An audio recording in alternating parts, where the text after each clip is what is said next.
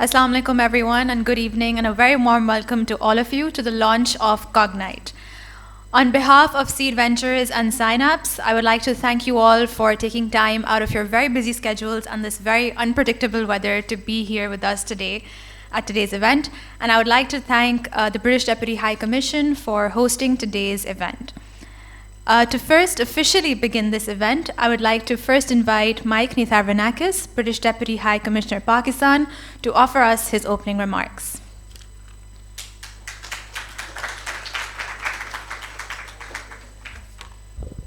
Thank you very much, and good afternoon, everyone. I'm really happy to see so many of you here and so many familiar faces, and I'm really honoured that we are helping to host what is a fantastic launch event, which I hope you will all be very participative in. And this is probably one of the final formalish events that I will host at the end of my 3-year tenure in Pakistan, and because I leave in about 2 weeks' time. But I'm really pleased that it is a partnership of two organisations coming together that I feel a really close affinity to. So I'm really pleased that it's Shaista of Seed and Aisha of Synapse who are coming together to develop what I'm sure will be a fantastically successful partnership. But not just the launch of two very focused professional organisations and their teams. I know how committed, led by Shaista and Dr. Aisha, how committed they are as individuals and how committed their organisations are to what is an incredibly important topic.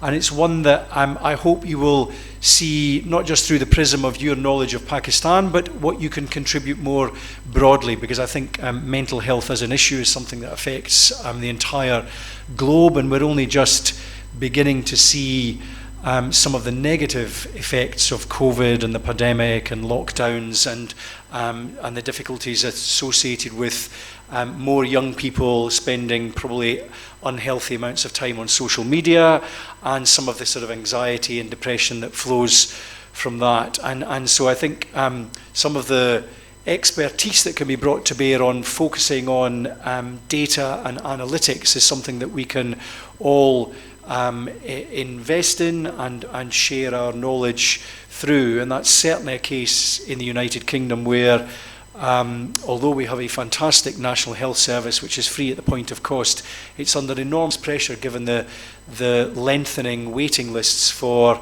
non-life-threatening appointments and surgery.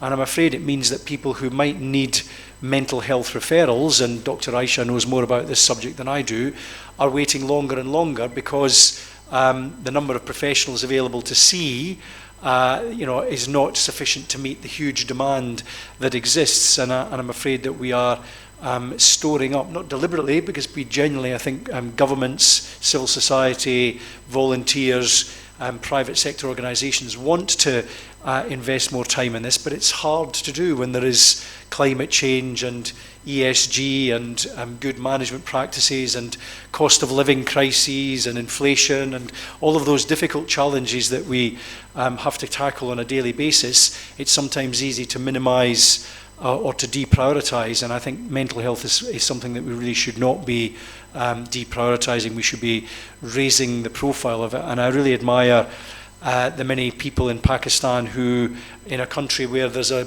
bit more of a stigma associated with this, where they are courageous and brave enough to talk about it publicly, and I would say specifically so among women, which in a country that is not doing as well on gender equality as it would like, I think is also a very important aspect of the dilemma. So we're here to be the facilitators of what I hope will be a fantastic partnership. But do please let the British Deputy High Commission know, and us here representing the British government in Pakistan, what you think we can do to contribute and support. I know that Dr.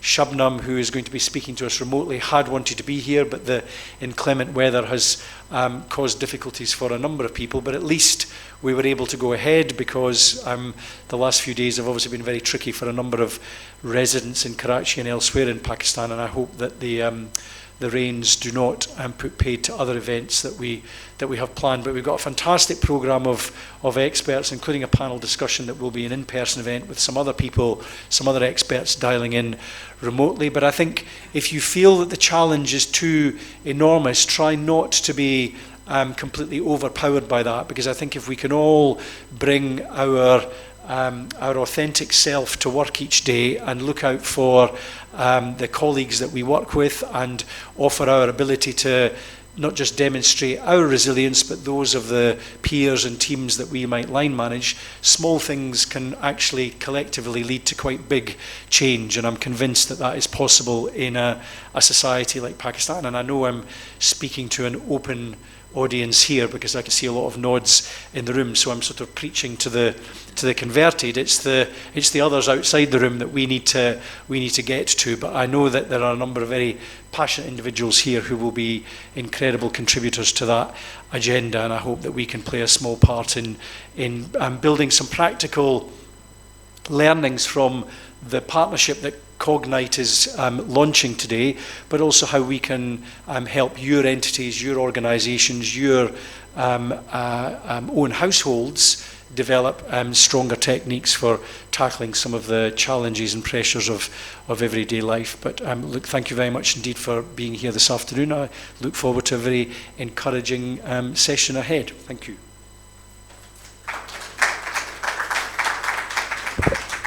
Thank you very much, Mike, for your opening remarks. I would like to now direct your attention to the screen, where we are joined by Dr. Shabnam Sarfaraz, who is a member Planning Commission. She's a member Planning Commission, Government of Pakistan.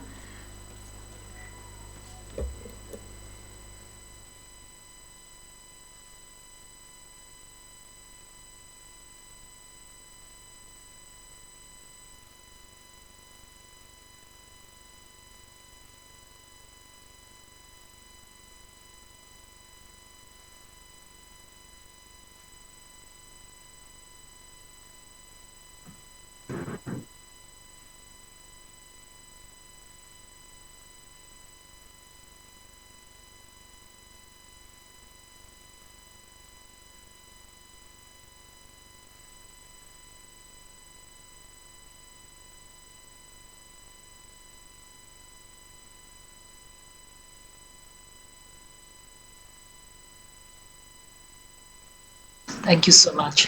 Thank you. Can you hear me?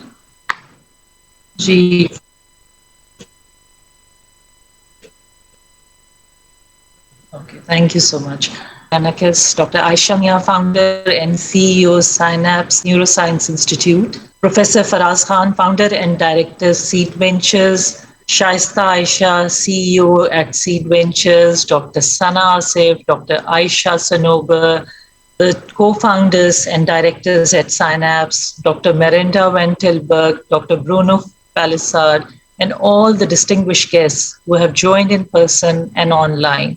I'm deeply honored and humbled to join you all today from the Planning Commission, Government of Pakistan, for the launch of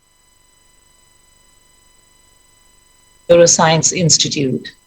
I would like to open with a few knee-jerkers that my team shared with me. Depression and anxiety disorders alone cost the global economy $1 trillion annually. This includes premature mortality, morbidity, and productivity losses. Close to 13% of world's population is affected, and mental disorders account for 30% of the global non-fatal disease burden. How long more can we continue to ignore mental health? We have known of global as well as national mental health challenges for some time now. We have looked at it from the public health and human rights perspective. Its impact on youth, the changes during the pandemic, but it has taken all of this and a paradigm shift in development language to bring mental health to the surface. There is a gradual shift in the way priorities are being approached in the development. Strong advocacy for agendas anchored in the rights-based perspectives, the right to health, to education, and so on. It largely seemed to have fallen on deaf ears. This ultimately led to framing of these challenges from the perspective of economic growth. How much is literacy costing nations? How much is poor access to health costing the world? How much will be investing in Agenda X benefit the population? This seems to sink far better to the tune of policymakers and investing partners because it makes the potential change tangible, something we can visualize and count. It helps us at the policy tables to advocate for prioritizing the mental health global burden and associated challenges when shared together with these facts. But for these facts, we need data, not only global, but local. The more granular it is, the more valuable.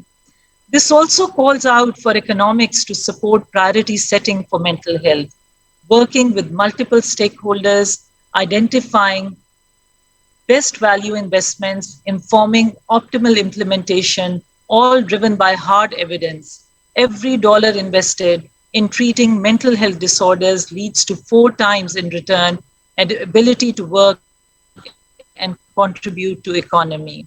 It is critical to take a systems approach which is crisis dominated to one that focuses on prevention, early intervention, and enablement.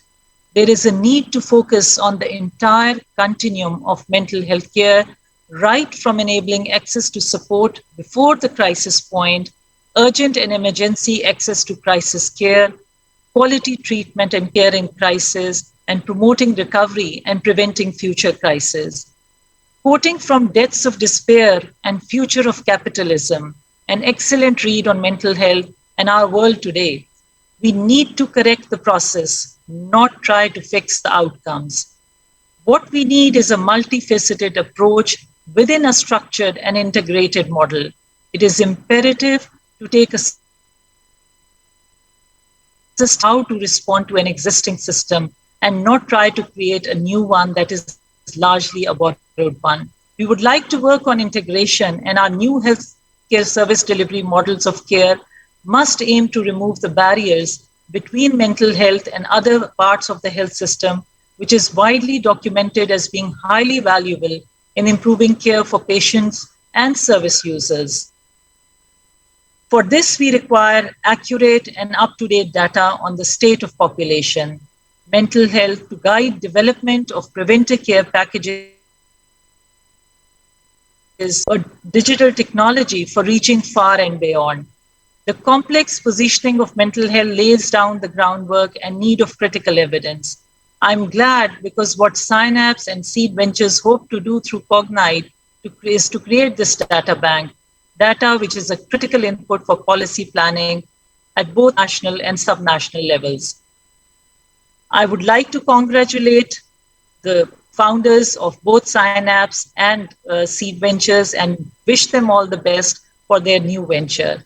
We look forward at the Planning Commission to working very closely together with them and benefiting from the expertise which is housed with them to do some very interesting policy work as we move forward. Thank you so much. Thank you.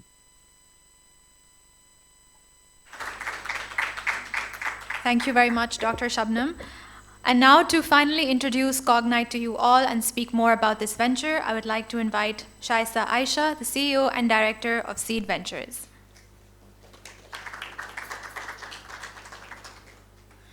Sorry about that. I have to invite Dr. Aisha Mia first.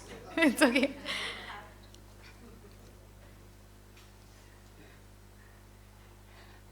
Thank you so much, Mariam. And Assalamu alaikum, everyone. Dr. Shabnam Sarfaraz, it's very, very hard always to follow in your footsteps. You always say such, good words. So first of all, I really want to welcome you all here today. Most of you are sitting here because you believe in us, because you believe in the people at Synapse and you believe in the people at Seed. So thank you for that trust. We truly, truly appreciate it. Thank you so much, Deputy High Commissioner Mike Nithavriankis. Is that good? I get brownie points this time, right? Okay. For always being so gracious. I think that, it's been great to have his support in this space and, him standing behind us. Every time we've knocked at his door, he's always said, yes, come along, what can I do for you? So thank you very much for that. Dr. Shabnam Sarfaraz, again, big thank you. She's always flying high, higher and higher. She's inspiring.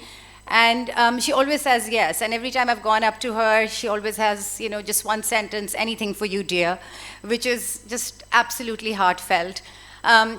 She also has one of these favorite quotes of hers that she repeats quite a bit, saying that there's a special place. She probably will get very upset at me that I'm saying this here, that there's always, that there's a special place in hell for women who don't support other women. Right? And she does that. She supports women to the hilt, right? Which again, I think is truly just wonderful.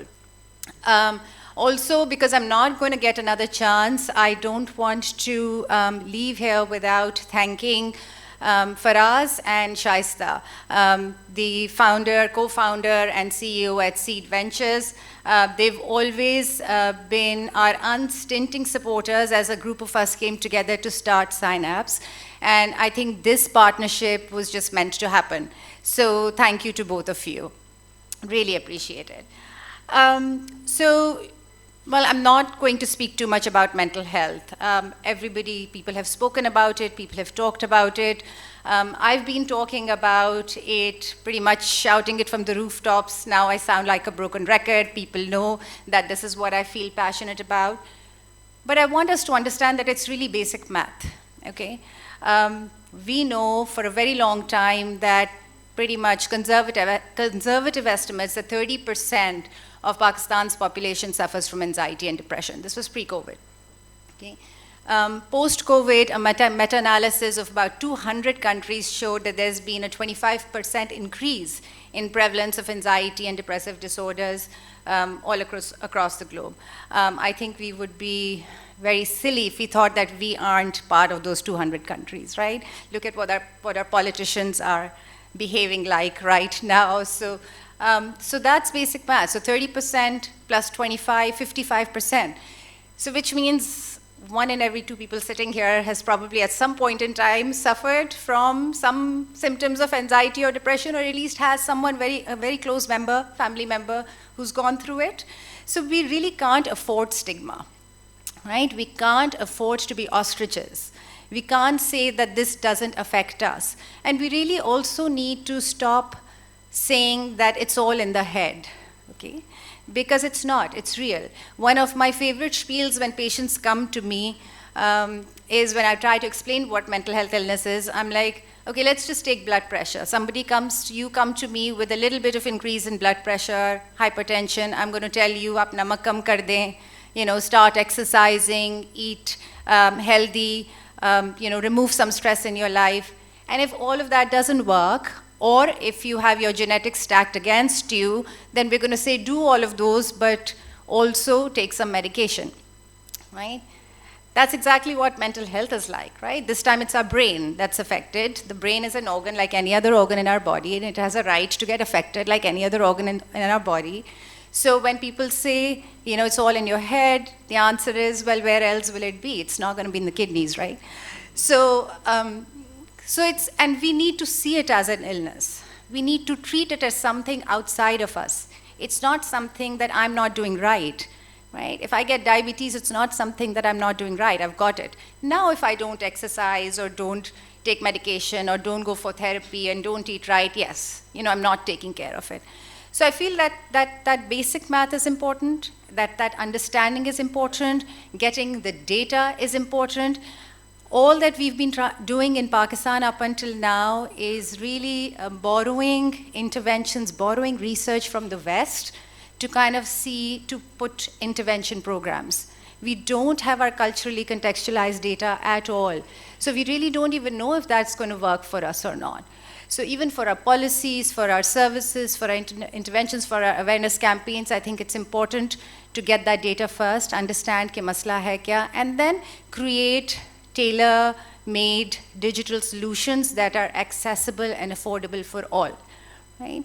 And that's what we're trying to do here. We are a severely under-resourced country, generally speaking as well, but in regards to mental health, very poor figures. Only 400 psychiatrists, under 10 child adolescent psychiatrists. Our medical schools Most of them don't teach mental health, don't examine mental health, so most of our doctors that graduate have no understanding of how to even diagnose mild to moderate mental health disorders. So there's a lot to be done, and which is why you will find that a lot of people sitting in this room are not mental health experts. We have a few special ones sitting there in that corner, but most of you are not in that field, and that is very, very deliberate, because we can't fix it on our own. We can't fix it at the level of pathology.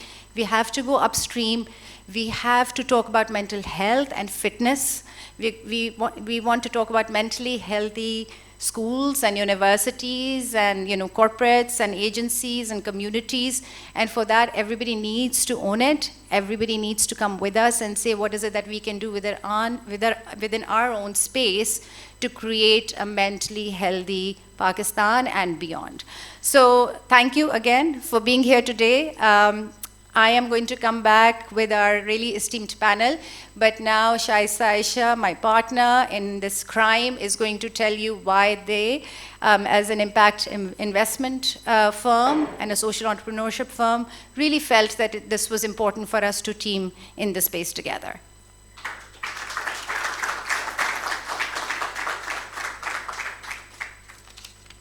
Assalamu alaikum, everyone. Thank you for being here in spite of the weather, and it's nice and sunny now, so we're quite relieved, but we're very grateful for your encouragement and support. And Mike, special thanks to you. In spite of your very, very busy schedule, you allowed us to host this beautiful event at your residence. And it's very hard to express what a supportive diplomat you have been, and we look forward to your further support in this matter. Thank you so much.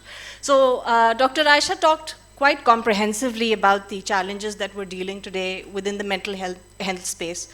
But one additional space that I'd like to further add to this is how isolated mental health is from the realm of social impact. To bring about sustainable positive change in societies and communities, we don't just need tangible action. What we need are individuals who have a healthy mindset, who can play a positive and critical role in transforming society. So that is one of the reasons that we got together to create Cognite. The lead investors for this venture are, of course, Synapse and Seed Ventures, and Cognite is essentially a data bank and an institution that will bring together partners from the public sector and the private sector to develop evidence-based, data-enabled solutions and interventions.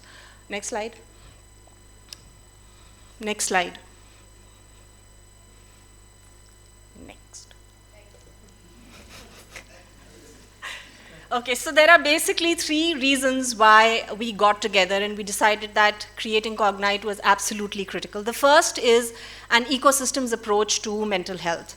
Now, why do we need an ecosystems approach to mental health? This discipline in itself is an emerging field globally, and it is much needed in Pakistan because we need a systems approach to solve the issues within the mental health landscape. We need to facilitate analysis, study the complex environment, study the context, and translate this knowledge into policy development and practice. So it's not just about the person to whom the care is being given. It is about the entire environment, the stakeholders that the person is surrounded by. Because they play a very critical role in 5 things. The first is awareness around mental health, acceptability that it is a particular issue, affordability, like Dr. Aisha said, accessibility, and of course, alleviation of all those factors that can create mental health issues.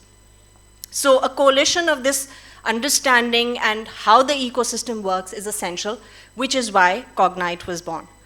Next slide.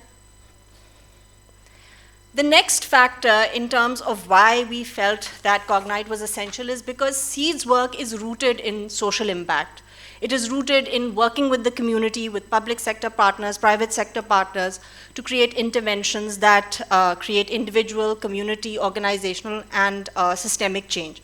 Now, the diagram that you see here basically represents how the SDGs are linked to mental health. This by no means is an exact diagram, and through Cognite, we intend to further work through our research to understand which SDGs need to be worked upon so that we can take preventive action to alleviate mental health issues within the environment and devise solutions and preventive strategies using the SDGs as our target areas. Next slide.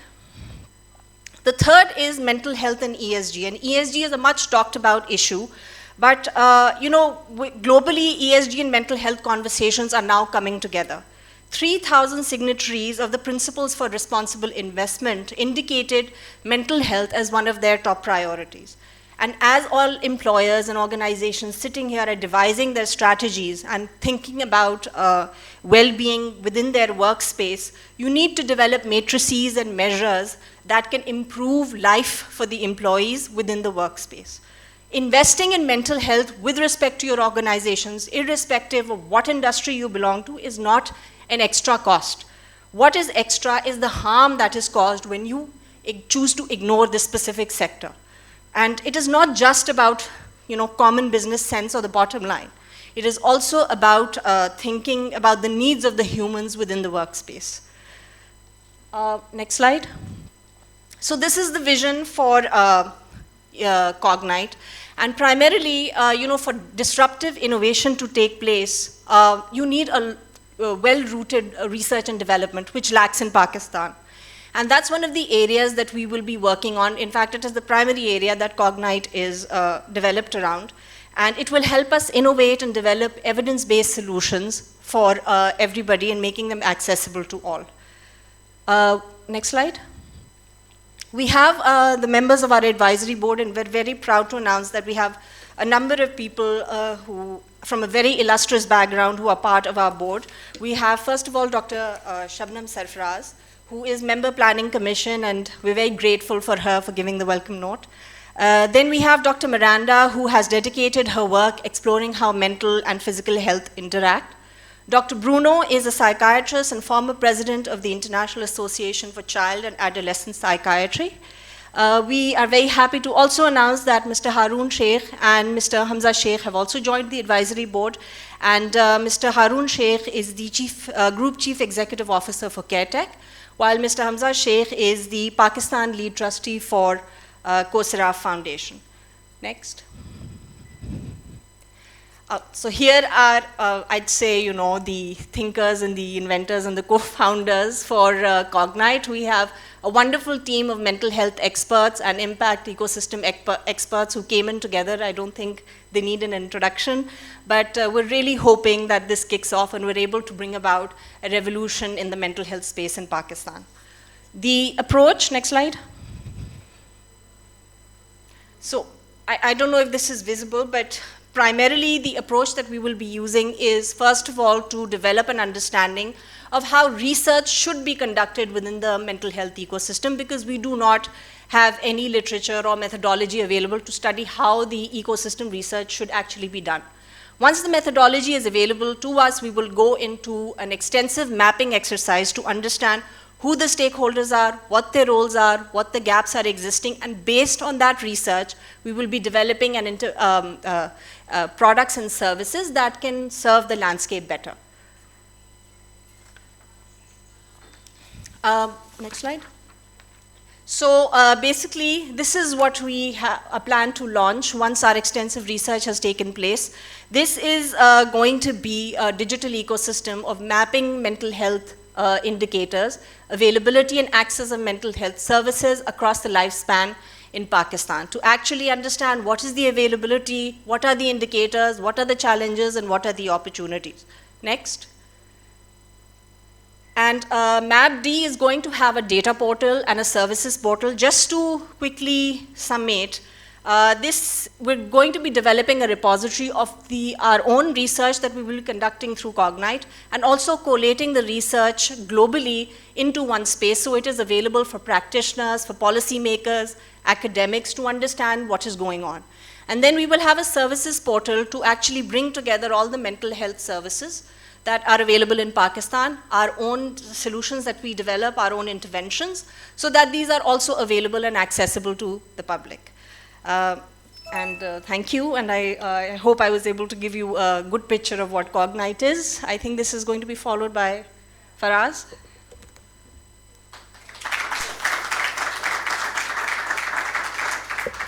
Thank you very much, Shaista and Dr. Aisha. And apologies, Dr. Aisha, for not being formally able to introduce you to the audience. For those of you who don't know, Dr. Aisha is the founder and CEO at Synapse, and Shaisa is the CEO at Seed Ventures. And now, once again, I would like to direct your attention to the screen, where we are joined by Faraz Khan, who is the founder and director at Seed Ventures.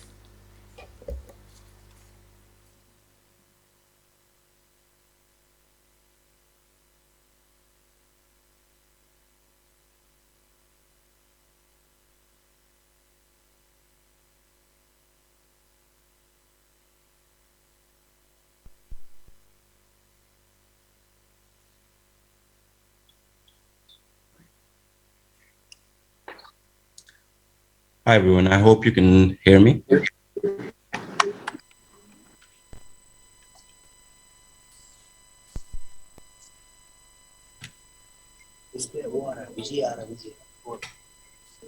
everyone. I hope you can hear me.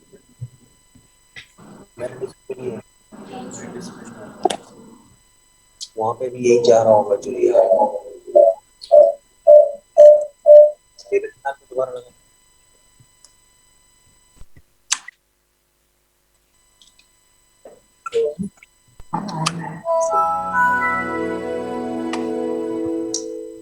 Right.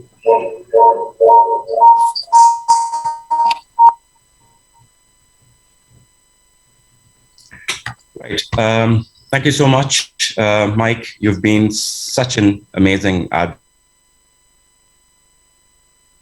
and many other organizations in Pakistan has been absolutely amazing. Thank you for always supporting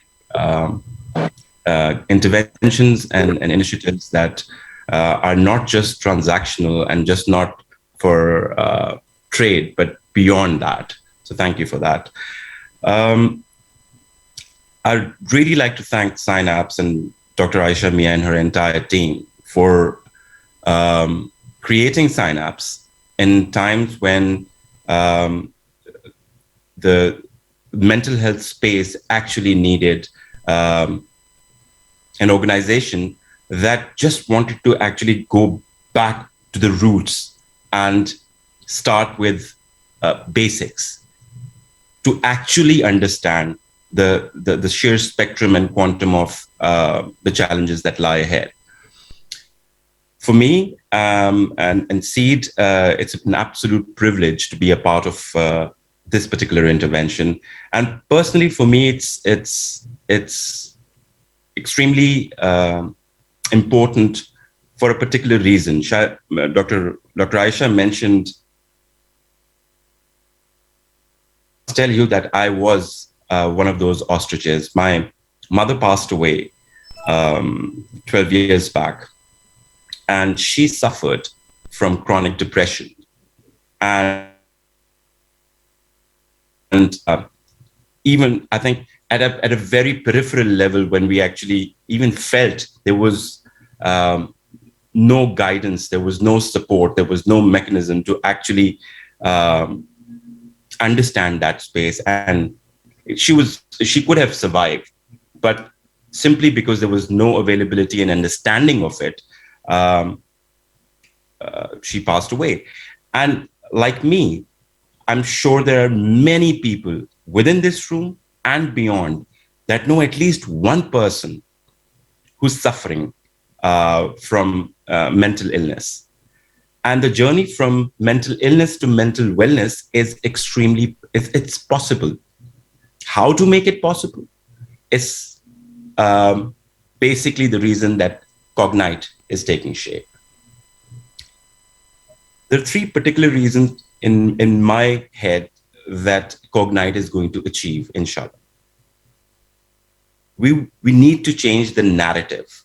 We need to understand the existing processes and transform it to more comprehensive ones. And we definitely need to change the practices that mental wellness is having these days and take it to the right kind of future.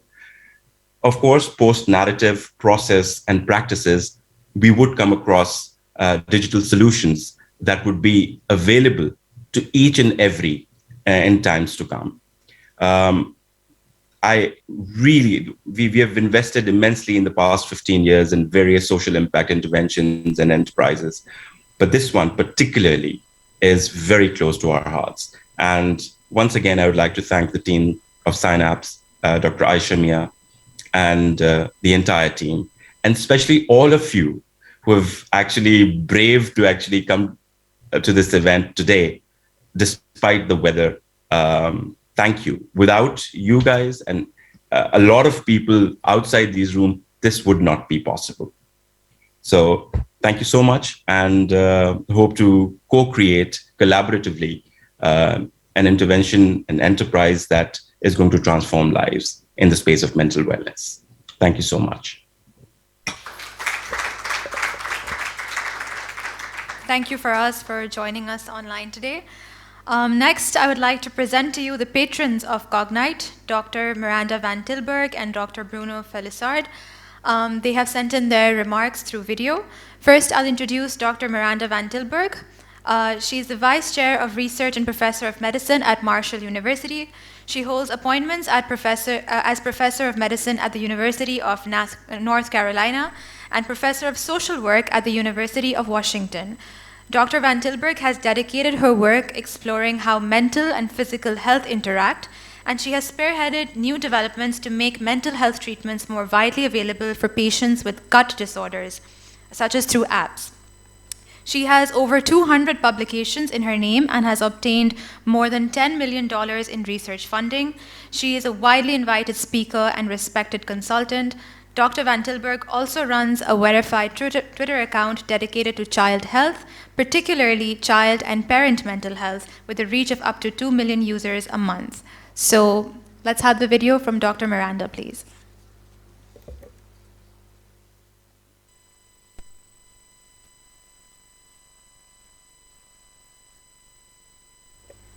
So we're having some technical difficulties, so we'll just skip right ahead to the panel discussion, which will be moderated by Dr. Aisha Mia. So could I please have our very esteemed panelists come to the front one by one? Our first panelist is Dr. Farhat Abbas, Special Advisor to the President and Professor of Department of Surgery, and she is the past Dean of the Aga Khan University Medical College.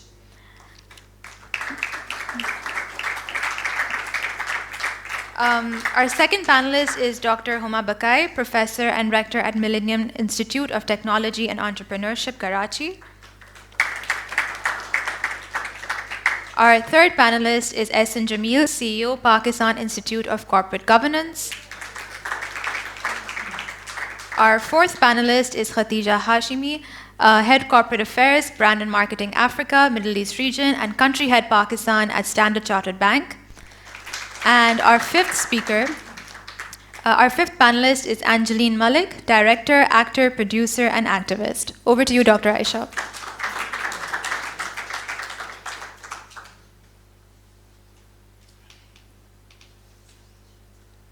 All right, well, thank you so much. You all get to sit and I get to stand, but I guess that's okay. All right. Sitting is the new smoking. I know, that's what they say, right? So first of all, really a big thank you to all of you for being here. I know you all have very busy schedules. Dr. Farhat ko surgeries ke beech mein pick karna, Angelina's in the middle of a shoot right now. Khadija's heading a bank in Pakistan in such turmoil times. Ehsan Jamil is the CEO at Pakistan Institute of Corporate Governance, so I'm sure it's not the most fun job right now with whatever's happening in Islamabad. And Dr. Huma Bakai is leading a university and has really been part of academia at IB and now at MIT. So again, thank you so much. The idea of the panel, again, as you can see, these are not people that are working in the space of mental health, but these are all people in their respective sectors that really believe in mental health and mental wellness and have been activists in their space in their own right. And that was the idea of bringing them. This panel is called not connecting the dots, but creating the dots, because I don't think that there are dots right now. So we need to figure them out where they are, create them, and then eventually sort of start aligning and coming together. Angeline, I'm going to start with you. आप थोड़ा सा बताइए. Hello. Yes. That, you know, so again, thank you for being here today. You come from the space of media. I keep hearing from here and there कि बहुत मसले हैं, बहुत mental health issues हैं. Mental health gets depicted in our media in all sorts of very strange ways. A lot of times, psychiatrists are seen as the evil people, right, who mess up people's lives. But also, there's just almost like a romanticization of depressed women and anxious women. So I'm sure that also, takes a toll on the people who are acting in those roles. So you start and tell us that why did you feel this was important, and what is your journey of activism in the space of mental health and media? Assalamu alaikum.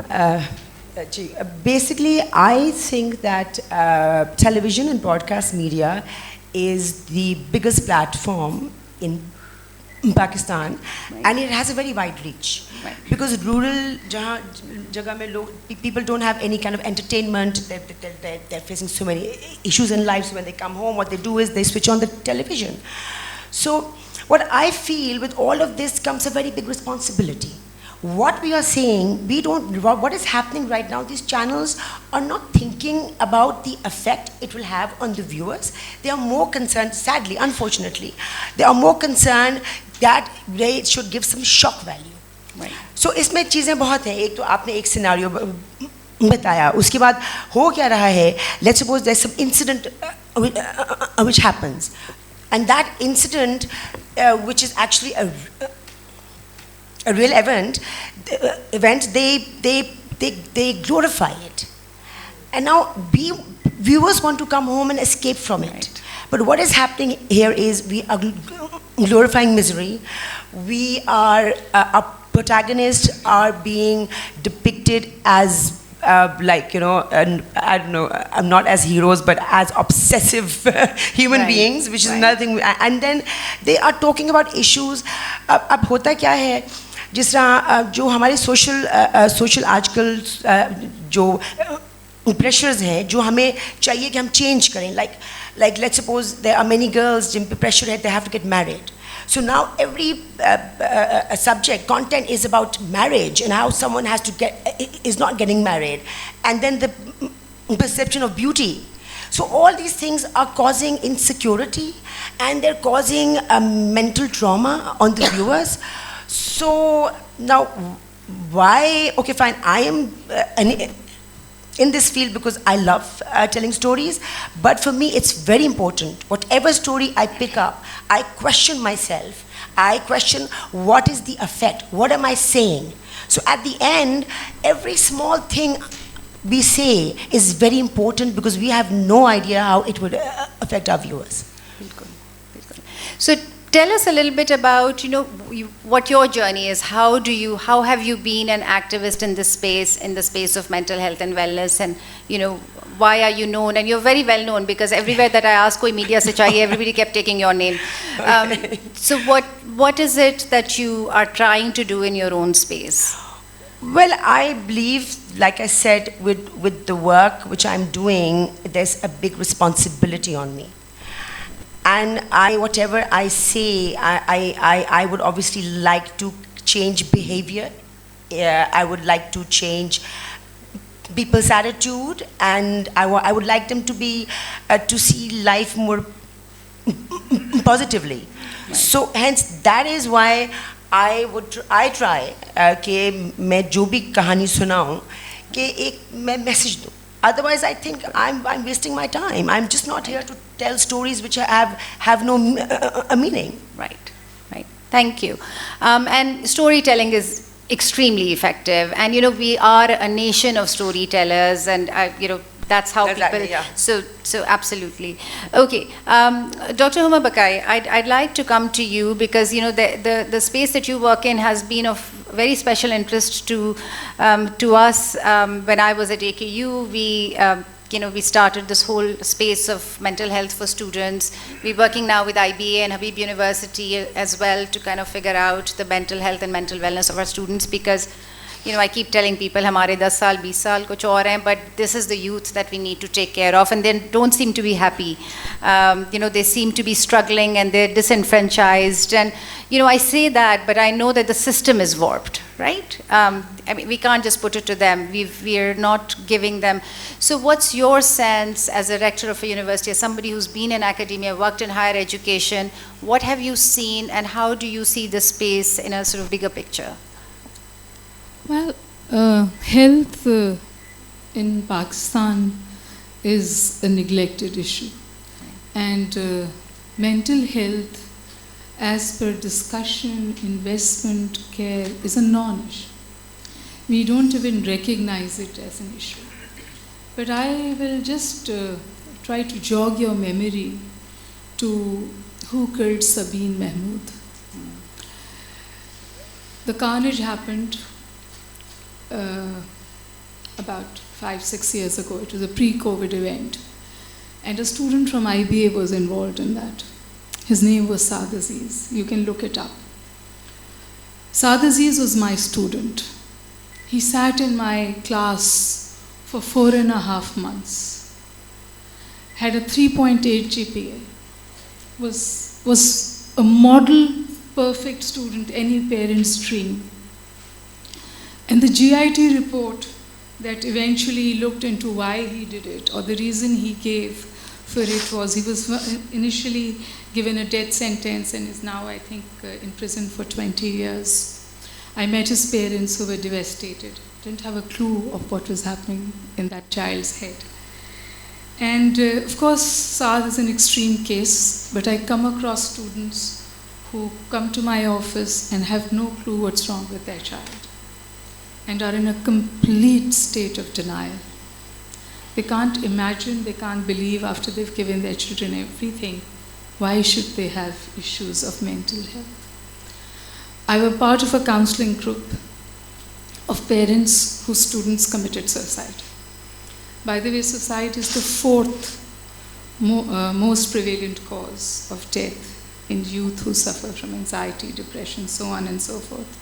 So we started looking into it, and please, I'm not a mental expert. This is my personal experiences, things that I've looked at, I've studied because of the kind of interface I was having with these very troubled youth in an elite institution where everybody was telling them, you are at IBA, so you need to perform, deliver, be the best, so on and so forth. And without realizing that the kind of pressures that we are generating for these young children, teenagers, young adults, whatever that you would like to say. The statistics that we looked into, and these are global by the way, 75% youth feel that they have no purpose in life. And Saad said in his investigation that he was motivated by what was happening in Yemen and what was happening to Muslims and how feminization was ruining the society to do what he did. And another important thing that comes along is that they don't have a purpose in life, and then they have no trust in relationships, unfortunately. We have this facade of 2 people living under one roof and bringing up 2 or 3 children who have distorted relationships. And they think that their children don't know about it. They do. So this whole idea that you should continue to live under one roof with children is a myth. Living in a toxic home is very taxing for a child, and it takes its toll. So relationships are becoming critically important for them. And then, why am I here? Who can I trust? And I, after being 25 years in education and interacting only with the youth, say this with complete conviction, and I see a lot of parents sitting here. Adults have collectively failed them. We do not allow them, we do not impart skills or allow them to deal with situations because we are not comfortable with our own emotions. There are 3 C's that I'd like to bring in here. And these are very different, but they all come together to create a situation for our young adults, which is very difficult. It is, of course, COVID. It is conflict. And it is also climate. Because in a country like Pakistan, in a city like Karachi, climate is now being identified as a very huge source of stress and anxiety generation. Keeping that aside, what I want to probably say here is that you need to normalize healthy conflict resolution. We neither internalize the fact that we are in a state of conflict, nor do we normalize it. And then commit to having very hard conversations. We as adults, even today, run away from hard conversations. And that is what we teach our children. And as a result, they are not able, skilled, tooled, taught to handle conflict. They internalize them, allow them to become a source of anxiety, depression, mental ill health. So all of us, by the way, have issues, and because we are not comfortable with them, we do not confront them as adults. We do not allow our children and people who grow up with us to confront with them. So what our adults need to do, and it's not what I've not been able to do this and so bad. You can go home and start doing it today. And I can go back and start doing it today with my adult children, with my grown-up children. And that is probably to encourage, facilitate, and normalize mental health issues. Having a mental health issue is having a fractured arm. You will never leave your child with a fractured arm. You will never let him go to sleep with a fractured arm. How do you let a child go to sleep with a troubled mind? I think those are issues that need to be addressed. I will just conclude my conversation. There's so many mental experts here, I feel deficient to even talk about it. But what I call is psychological first aid. And the psychological first aid is starting a conversation about it, being able to be comfortable about talking it. Children who receive this intervention at an early age are likely to escape it. The later it comes, the more difficult it is to handle. Thank you so much. Thank you.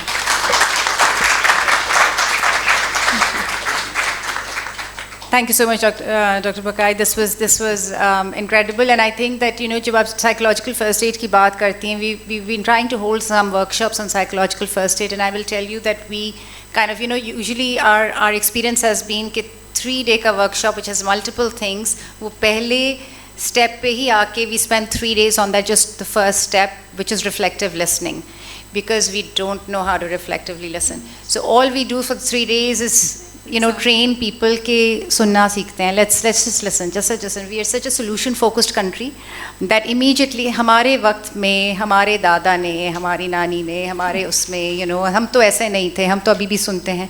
There's just like, so suddenly you've just not stopped listening to the kids, and I think that piece is very important, how to just listen to what's going on. So thank you for that. Dr. Farhad Abbas, thank you again for being here. Dr. Farhad Abbas has been incredible, and an incredible supporter for me, my husband, Asad Mia, who's there, and a lot of people who've wanted to start their careers and spaces in health in Pakistan. You've been a leader in this health space for a very long time. You've been at AKU, now you're actually leading the space at AKU where you're functioning to see how we can partner with other AKDN agencies as well. So you have a very sort of bird eye view of this.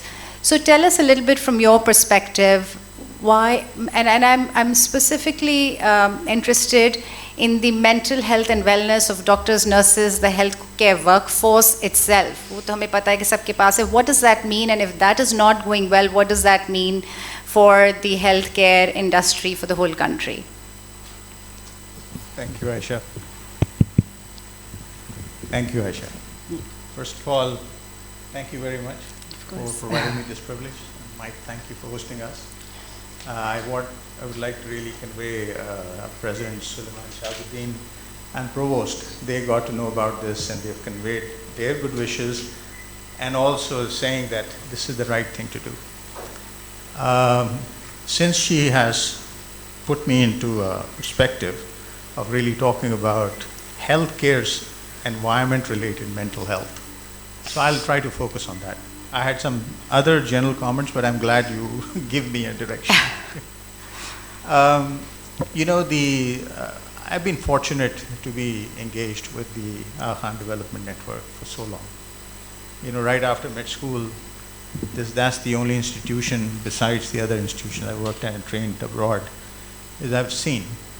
And from day one, I think one thing which I felt, and I'm not trying to promote or put institution in a certain place, but I'm just giving you my personal reflections.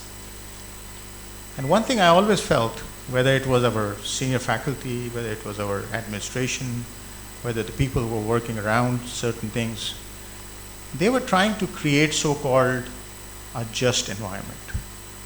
And I think, and if you really start boiling down to the root cause, because I think you talked about, Angelina talked about root cause, and you talked about this reflection.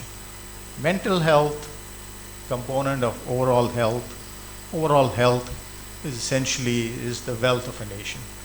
And healthy nation, healthy mind, healthy country, and everything prospers. So I will come back to your question in a little while, but I'll just give you a perspective. And I think at the beginning everybody alluded to this fact that we all are feeling low. In this room, I think someone said either they themselves or they know of someone. I'll give you my own example. I mean, I have stopped reading newspaper. I've stopped watching television. I've stopped actually going to conferences and situations like this, because I think we all of us, and I was actually accused by my provost once recently. He said, too much talk, no action. I mean, you speak too much. Show me the results.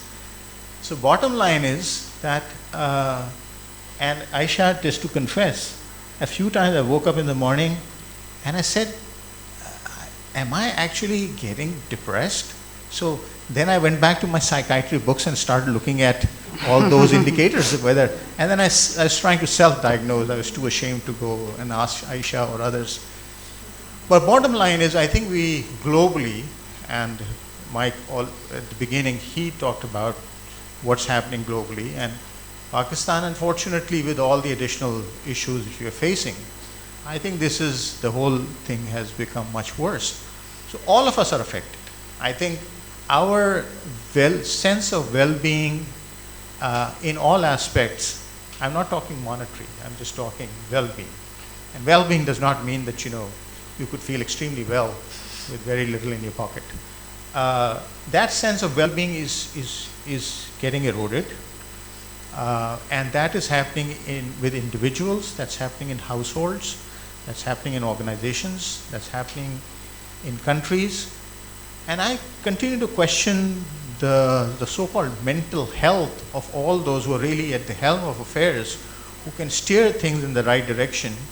And what is stopping them from steering it in the right direction so that the masses actually live in a little bit more peaceful environment? We see that happening in families, we see that happening.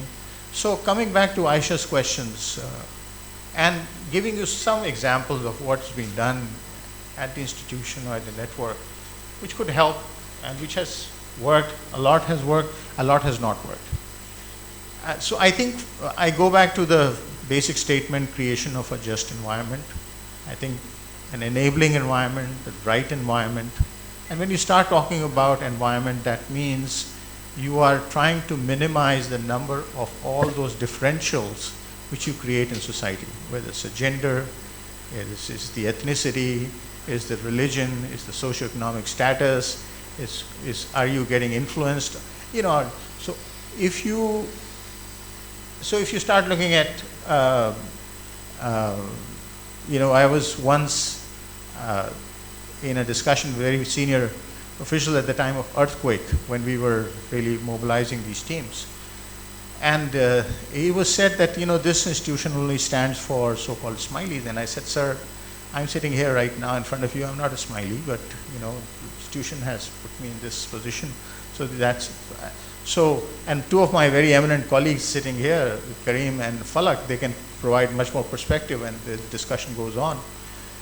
So protection of what are the things which, and Aisha and colleagues, and they are the experts. We are no experts. So we actually followed their recommendations of creation of an environment which is conducive for people to work, study, and move around. So whether it's a girl who is in the hostel, and if she has to go at 2 o'clock or 3 o'clock in the morning, walk through the entire campus to female residents, will she feel safe? If she doesn't feel safe, we are creating unnecessary stress. And for that, whatever we had to do, we have done that. Various kind of policies which essentially allows people to go ahead and openly discuss matters. Also to confess and give information in total confidence of anything which you feel is not right.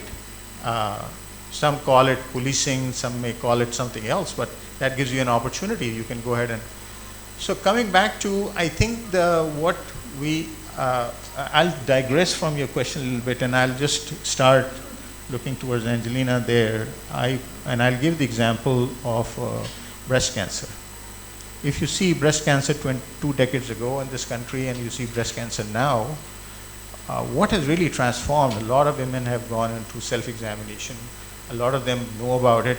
And why it has happened? Because the media actually started supporting it. Yeah. When it comes to issue of health and mental health, I'm extremely skeptic of any new thing which is happening, any new plan, any new proposal which is put forward.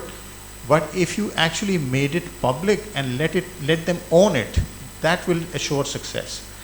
So my request in this, I hope you become extremely successful, but when you start looking at creation of dots, the biggest dot I think you can think of is how do you actually let people know what is mental illness, what are the signs, what you start getting worried about, what are the few things which you can do in your own environment, whether at home, at work, at other places, which can create a better, I think let public take charge of it.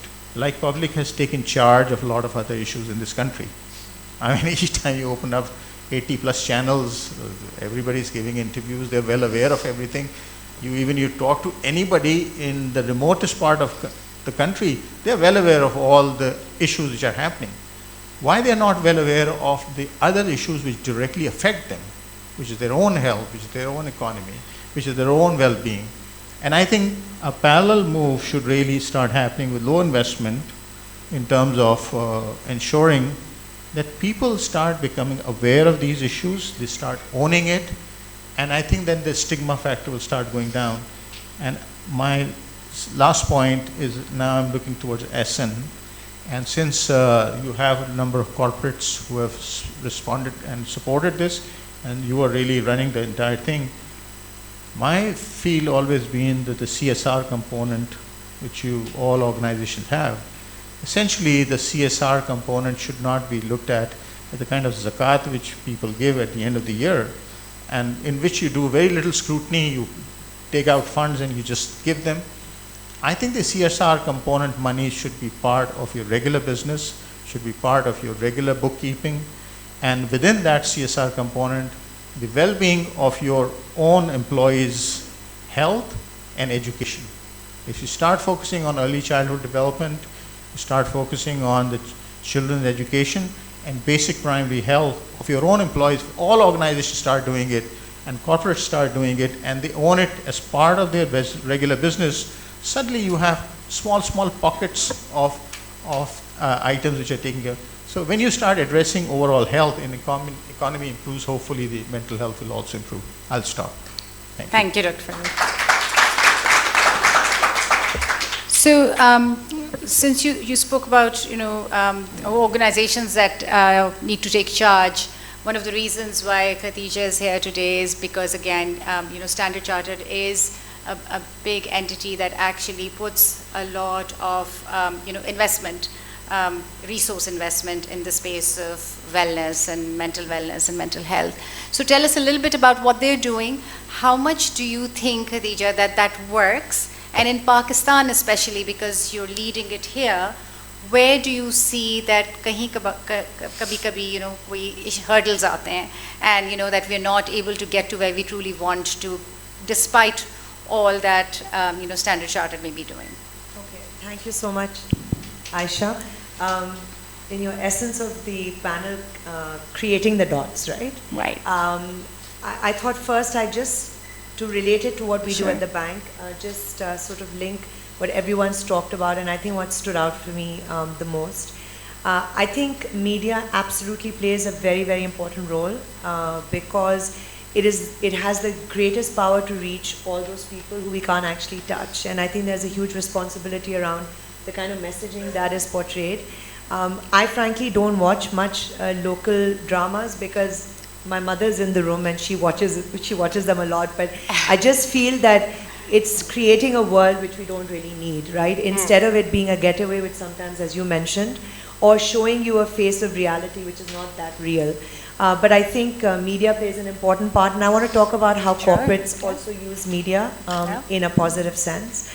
With your insight, you brought across a really heart-wrenching incident. Sabine and I were class fellows, and it really took me back. And I think the issue, and one of the big issues, is that people don't talk about what's really out there, what people are going through. And I think that's at the crux of why things happen, because people are just afraid. And I want to link that again to what we do a little bit what we do at Standard Chartered. Dr. Abbas, you talked about environment, creating that environment, and I think that's also, in essence, what we can all across industries really do, is just make it a very open environment where people are comfortable talking about issues, where people are comfortable really listening to the words that are not spoken, to really understand what people might be going through. And I think, I've been at Standard Chartered my whole life. I joined straight from university, and I really grown through the organization. And one of the big reasons why I stay there is because if you think about it, if you work for any organization, if you're a doctor, any kind of industry, that you spend more time in the workplace than you do actually at home. And the time that you spend at home, either you're sleeping or you do a few things here and there, right? There's not that much concrete time for people who do work. And I think the organization that you work for, any organization, the environment is so important. Yeah. That open, welcoming environment. And Mike's just stepped out, but Mike mentioned in his opening remarks about bringing your authentic self. And I think that's what we should encourage. People should be their authentic selves. They shouldn't kind of wear a cloak and pretend to be something that they're not. And I think that's the beauty of the organization that I work for.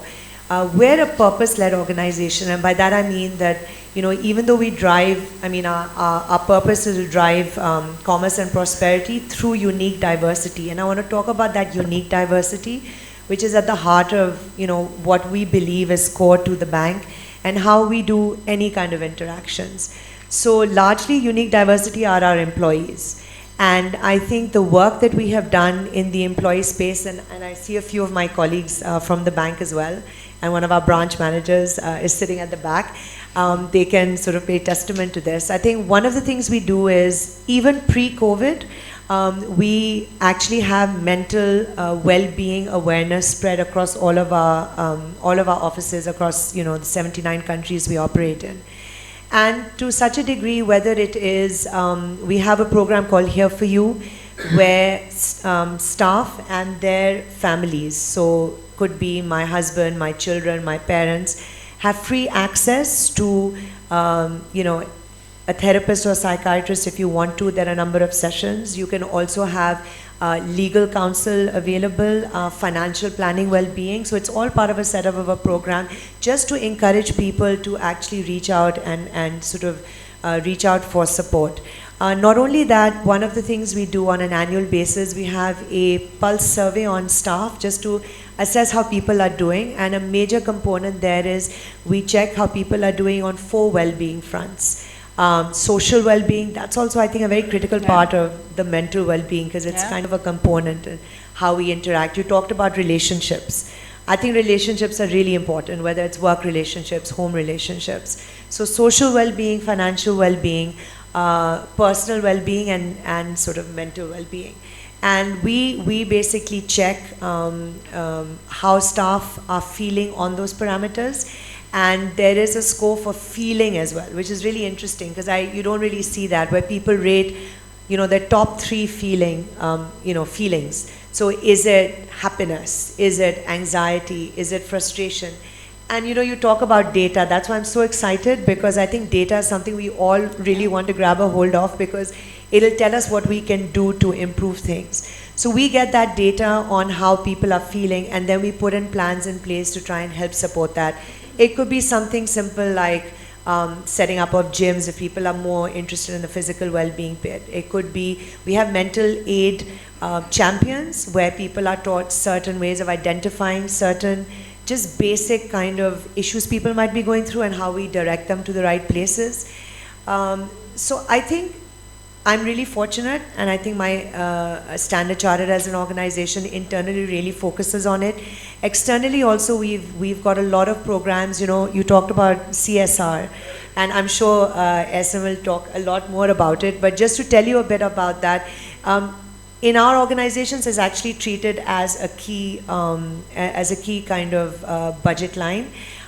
It's not only the amount we spend in the community, but it's the work we do in the community. We get 3 volunteering days as staff across all of our territories to actually go out in the community and work in the community. So it's like volunteering leave, which is granted. We do a range of things, be it as simple as perhaps planting of trees if it's an environment based. We do a lot of financial inclusion based training and learning, and usually around mental well-being days or mental health days or girl child day, we run a lot of sessions with girls in the community to actually open up and talk about these issues. There's a program we run called Goal in Pakistan. I think we've touched around 17,000 girls, where we go into community areas and teach them basic life skills training, and we talk about issues and impact at home. So I think corporates can play a huge role in the fact that it can impact not only the people in the organization, and through them hopefully the clients that we interact with or the clients that we touch, but also the communities. And I think one of the biggest, it's not a drawback. I think we moved leaps and bounds because of COVID, but I think people don't like to talk about if they feel it's an issue. I think we're all special, right? We all have that special thing in us. And you talked about mental health as an illness, but I just take it as something special we need to accept, we need to address, and we need to just learn to figure out how can we live with it and make it acceptable. And I think this is the biggest issue in Pakistan. लोग ये बात बिल्कुल एक तो बात नहीं करना चाहते, they just don't want to talk about it, it's taboo, and then people are just looked at differently. If you go and talk to a therapist, in the West everybody talks to therapists. I wish I had time to talk to a therapist really, but it's over here it's seen as if it's something wrong, there's something wrong with you. So I think if we just normalize all of this, and I think Angeline, in your space, especially in media, you have such power to make these things, elevate them and make them much more acceptable. But thank you for inviting me here. It's great to hear so many different perspectives. Thank you so much. Thank you, Khadija. And when you talk about sort of making mental health okay to talk about, therapist ke paas jana, so the way I sell it to my patients is that I'll say that, look, it's like getting a personal trainer for physical fitness. Yeah. Okay, it's for fitness. It's like that. And for the first, you don't know kaun sa weight uthana hai, kitna uthana hai, kaun sa muscle aapka dard karega. And the first 2 to 3 months, you don't want to go back to your trainer because every muscle hurts, right? Because you're using that for the first time. So that's what it is going to the therapist. that, you know, things will come up that you're like, I don't want to go back to the therapist and, you know, face that. But you've got to do it until you get to that space where you understand your emotional and mental fitness. So it's really about fitness. And we need to make taking care of mental health as attractive as we now think of taking care of our physical illness, right? Like how we have gyms every second corner, or mindfulness workshops every second corner and things. So similarly, you know, it's like, I think it's important to talk about mental, making it attractive. Ehsan, say just before this sort of panel started, we were talking about, you know, just chatting, and you mentioned that you've been thinking about this since you were at Aman. So it's been a while that you've been thinking about, you know, mental health, mental wellness. So tell us a little bit about that. Why have you been? Because it seems to me like, at least with COVID and, you know, post-pandemic, suddenly everybody gets it.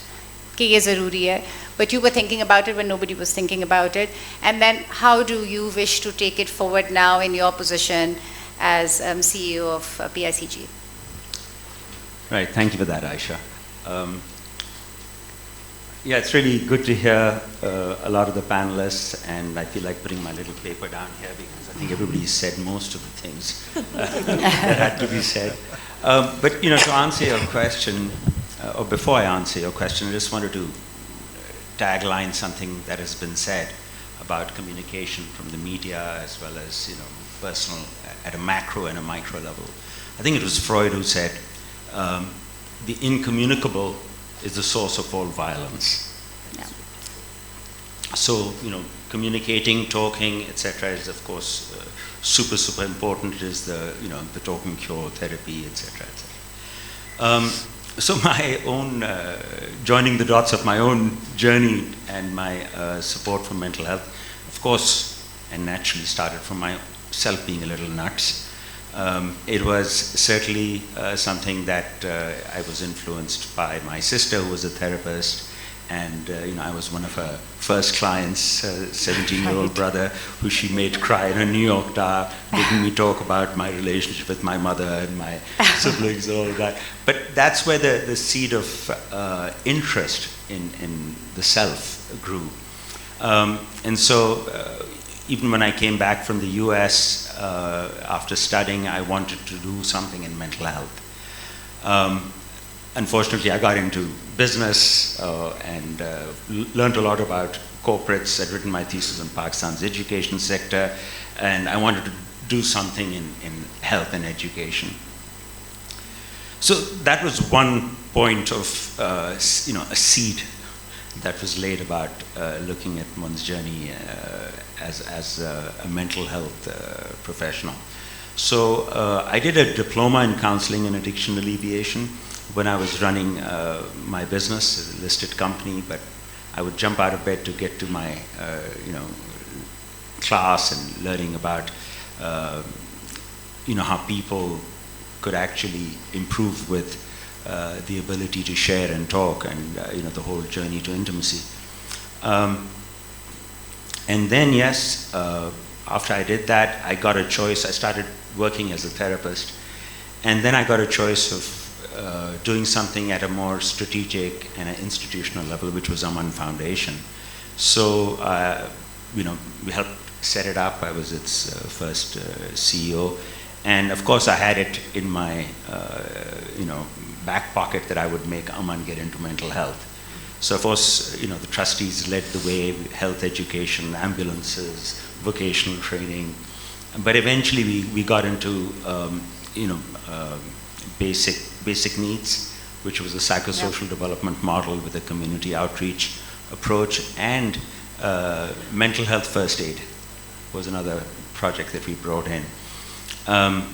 So, you know, I was doing this, and one part of the joining of dots was, in order to get my diploma in counseling and addiction alleviation, I went and counseled at the juvenile jail in Karachi.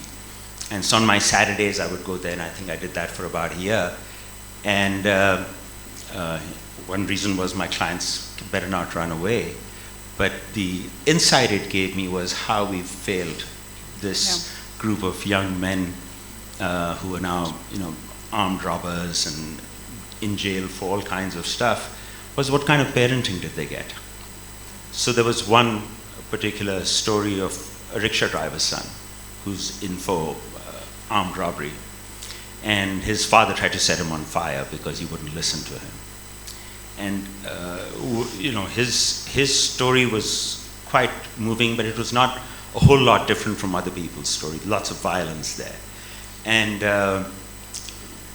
it sort of struck me at that point that, but what kind of parenting did their parents get? And so it wasn't about blame, shame, but it was about how do we get the quality of parenting to improve.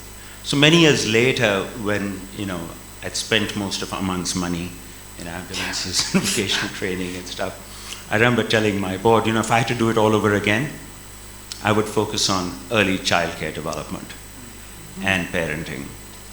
And so, as luck would have it, I lost my job eventually. And, I found myself trying to do something that I really wanted to do. And it was early childcare development. So I set up a small company with a partner which runs daycares today at, say, Engro or at National Foods and hopefully Food Panda. And the idea was, how do we access parents, right? How do we access parents when they need that support? I mean, the babies themselves, right? And so through the daycare, you access them. You provide women the opportunity to go and work, which is hugely important. But at the core of it for me was, how do you get to parenting and helping them and support that? And of course, this project, Ubuntu Care, which is still going on, is something that we want to create and that's what I'd love to talk to you guys about later, is creating the TCF of daycares for the low-income communities, to make that a feeder to these places, and you can have teachers coming in from TCF who've graduated from there, etc., etc. But now I'm at PICG.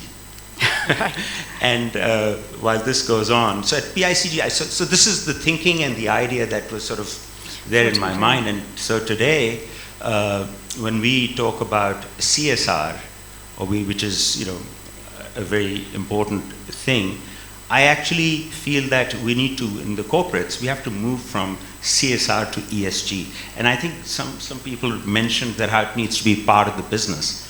And that's what ESG does, environment, social, and governance. So the idea is that, the Pakistan Institute of Corporate Governance focuses on board members, C-suites, and say C-1, right? So how do you get a business in today's day and age to be well governed if they don't think about the environment and they don't think about society? So embedding that into the DNA of a board or of a business is about realigning how society has become subservient to business versus how business needs to be subservient to society. I mean, we have business as an engine. So at PICG, we have redefined governance to mean ESG.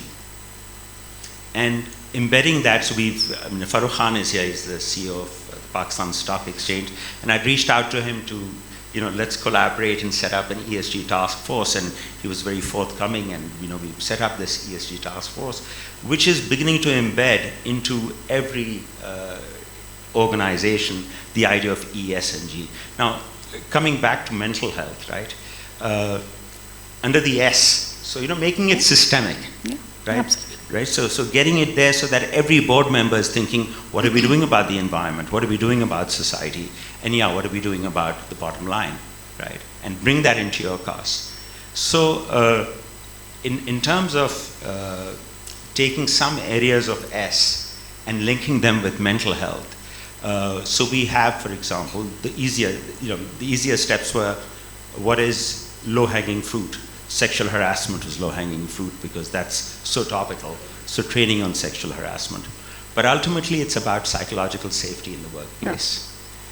Yeah. And to try and develop, so the big problem is that in business, we tend to be so tangibility oriented. Whereas the idea is that intangibles have a very tangible impact on business. So whether you look at, when you look at ESG again, through economic lens, or you look at it through the lens of health or rights. Similarly with mental health, you can just break it down. You can look at this through a rights lens, you can look at it through economic lens. And so in businesses, the business case is what you have to make, for them to adopt it. And the point is productivity. Yeah. The amount of productivity that is lost when people are not feeling their best or feeling terrible, and the knock-on effect it has on the environment, especially if you're a CEO or a senior person in a department. So I think at a governance level, embracing ESG, and I was very pleased to see that Shaistat put that up in her presentation, because I think it's the link between business and society. And in there, mental health deserves, just like climate deserves, and it's an act with the urgency of now, mental health deserves acting with the urgency of now. So I think joining all these dots has brought me to this place where I feel early childcare and development, parenting, this has to be, this is a jackpot investment area, if I put it through an investment lens. And that's what I think you guys are talking about. This is where you'll get the highest returns in ESG terms. Thank you. Great, thank you. Thank you so much for this panel, and I'm going to pinpoint, and he's sitting quietly over there. I'm going to ask one of the audience members, because what we don't have on the panel is a lawyer, and I think it's very important to, either one of you, but Jazeb, Awan, and Zara, you're both here, but Jazeb, you've been one of the sort of lawyers who've really been very forthcoming and have talked about the space of mental health and wellness. It'll be really lovely to get even just a brief comment from you to sort of understand why is it that you brought this up, and you're here, you've always been there for every time we've sort of put something like this together. So sorry about putting you on the spot, but I'm not sorry, so please go ahead. Well, just to Zara generally says I'm very loud, so but anyhow, I think in a legal space, just picking up on one of the comments made by one of the panelists, which is that we tend not to talk about mental health. We've of course brought this up in our firm, and we've been talking about it in the profession as well, the Women's Lawyers Association. And I think it's a very important subject, and it's time we need to bring this on the table. It's time we need to talk about it, and it's time that we need to address it as a society, not just as professions or in a very compartmentalized fashion. So I think that's something which we need to do. Of course, a lot of work needs to be done. We need to take the taboo out of this, of course, but it's a very expansive, very sprawling debate. But to sort of sum it up, what we really need as a society is to discard this notion that seeking help is not just a taboo, but in the legal profession, we also look at it in a very condescending manner. So I think that's something which we need to get rid of, and I think it's a very important subject. We need this discourse, we need these initiatives, and hopefully as a society we'll come to recognize it in times to come. Thank you. Zara, I think, would like to add something. Thank you. Thank you so much. All right, so we're going to close this panel, and I think we're going to the closing remarks. Can I just say something? Yes, please, please. Since everyone has the responsibility on media, yes. So I would like to say one thing. Yes, media plays a very important role, And what television and broadcast media need to do is normalize it. What they are doing it, they are encouraging the stigma attached. Because if I don't know, आप लोग कौन plays देखता है, मगर plays में या तो कत्ल होता है or someone is raped या कुछ होता है, they blame someone who has some kind of a mental problem, a psycho. That's what they call them, a psycho. What is a psycho? Who is a psycho? A psycho is someone with a mental, like who is suffering mentally, some kind of disorder. So that psycho word has become very scary. Now people who are watching, who already have some kind of mental issue or in the family, they are getting more scared of talking about it. So hence we are discouraging, we are kind of encouraging the stigma attached. And मुझे बहुत लोग बोलते हैं कि जी West में तो ऐसा कहानियाँ होती हैं. We are not the West. We are not the West. We are suffering and we are scared to talk about it. And I think what we need to do is, we seriously need to have a workshop and call all the content creators and the channel owners and tell them exactly what mental health is and how important it is. Absolutely. Angeline, we are talking on the side, all right? So yes, we'll take that up. But it's a big problem. So thank you so much. Thank you for being here. Truly appreciate it, for all your remarks, all the wisdom, and for supporting. I just wanted to add one Yes, remark. please, Zara, please. Zara, introduce up and tell us what you do. I'll skip that part. All right. Okay. Zara is a lawyer and teaches but law. More than that, I'm a parent. So this fact that you mentioned, that parenting is such a vital role, and unfortunately, there is no regulation on who becomes a parent. Right. There should be. I just wanted to add this point that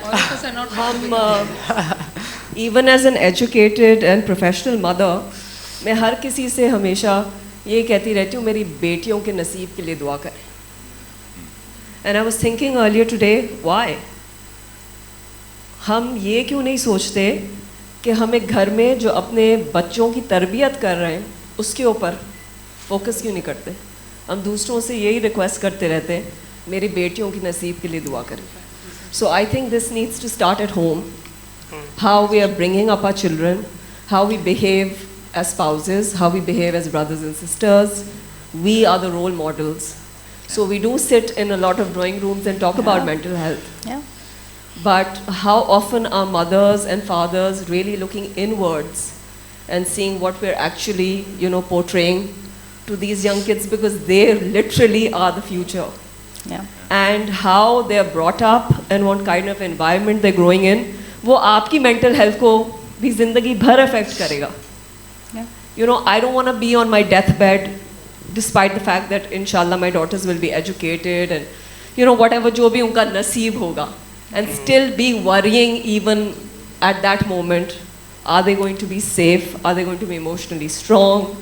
And for me, that Zahir Jafar case really shook my world. I couldn't get out of bed for months, and it was very difficult for me because people very close to me and the people who I hung out with were passing comments like कि वो उसके घर ही क्यों गई थी?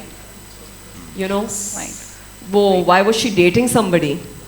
And it caused a lot of problems between me and my husband, because all of a sudden I was questioning how he sits in crowds where he may not be a participant in, dirty boy jokes, but the fact that he sits in that environment started bothering me. So I think that we really need to look inwards. We really need to start at home. All our lives are so interconnected. जिस तरह आपकी बेटी की तरबियत होएगी और आपके बेटे की तरबियत होएगी, वो directly मेरे बच्चों को affect करेगी, and vice versa. So, I just wanted to say that I think that's something that we can all do from our homes. Absolutely. And I can just request you all that again, मेरी बेटियों के नसीब की दुआ नहीं, मगर अपने घरों में whatever little we can do, let's do that. Okay, thank you. And Zara, when you talked about the Zahir case, to me, in 8 to 10 years of doing mental health in Pakistan and child adolescent psychiatry in Pakistan, I feel we are failing our boys, right? We failed that boy. We really don't focus as much. We do, बच्चियों का तो जो करते हैं और डर खौफ में बहुत अच्छी तरबियत भी कर देते हैं, but because हमें वो लड़कों के साथ डर खौफ नहीं है, so we don't do them justice, and I think that that's also something to sort of think about. Just All one right. last point. Yes, There's please. a very important point made by ENSOGOB, since we are on the subject. It's not just about looking at juveniles. It's also about looking at their parents and looking at their upbringing as well. Sometimes what you find, what manifests itself in children, is a product or function of how their parents were raised. So a lot of those problems which are just continuously around you are a function of that. I'll on the side discuss a book with you which I read recently, Bertrand Russell, written in 1922 or thereabouts. 100 years later, about the causes of happiness and unhappiness, it stays relevant today also. So I think it's not just about looking at the subject, but also those around him and those who have shaped him or her to be the way they are. Right. Thank you.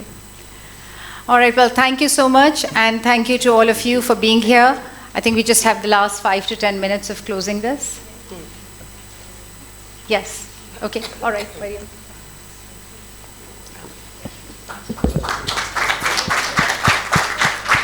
Thank you very much to our panelists. That was an incredible discussion. I was completely hooked throughout, and I'm sure you guys all enjoyed it as well. So now before we go to our closing remarks, I would like to invite Mike, Dr. Aisha, and Shaisa to the front to present tokens to our panelists.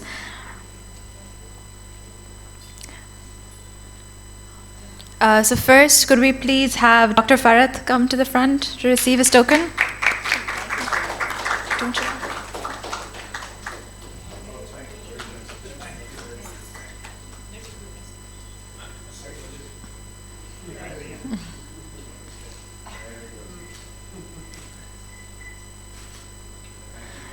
Next, could we please have Dr. Homa come to the front?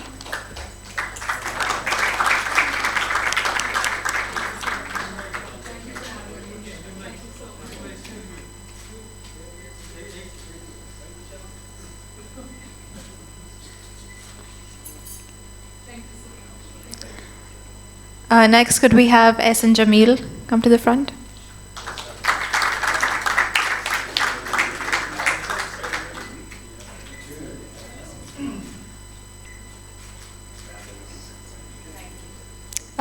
Next, Khatija, could you please come up? Thank you.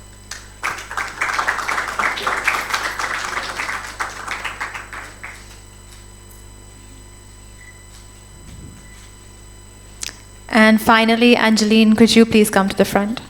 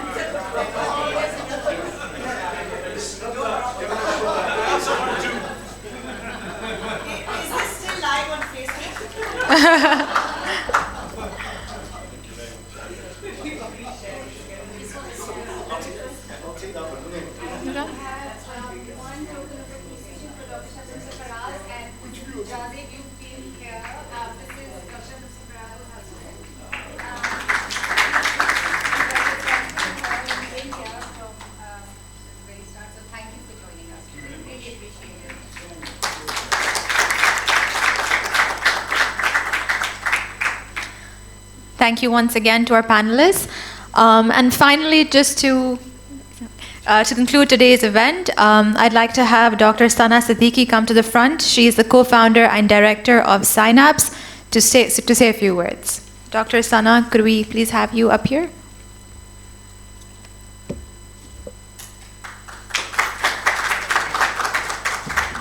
Okay, thank you all very, very much for being here. We really appreciate your all active participation in this and showing your support for this launch event. We're really, really thankful to Mr.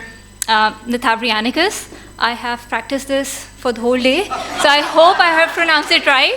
Thank you so much, Mr.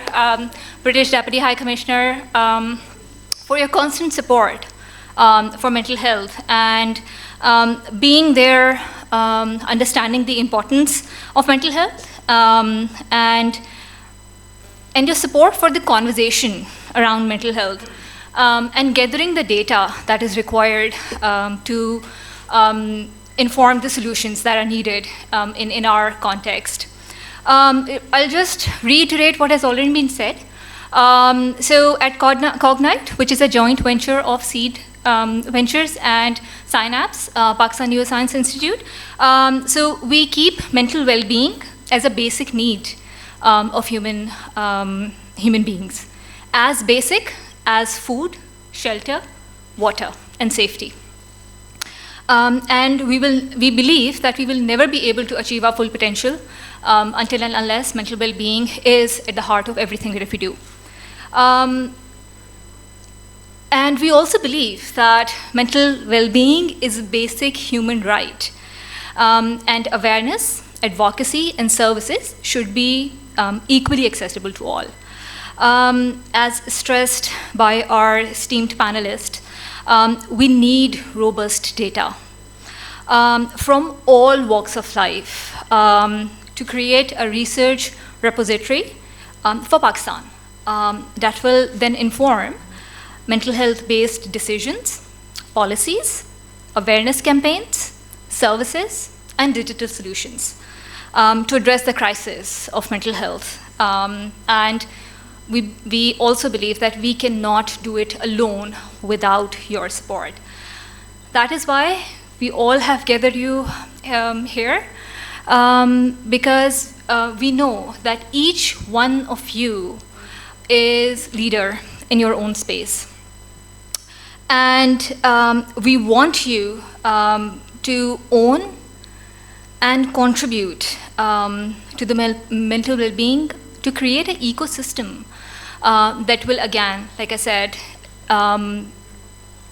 define and inform the solutions that are needed for Pakistan. Thank you all once again for being here and giving your time. We really, really appreciate this, and we also hope that we will stay connected and keep on contributing to the space of mental health and create the ecosystem that is required for mental health solutions in Pakistan and beyond. Thank you all very much. Thank you, Dr. Sana. And with that, we conclude today's event. Thank you all very much for coming today. I hope you enjoyed today's discussion. Please do help yourselves now to some networking and tea. Thank you once again.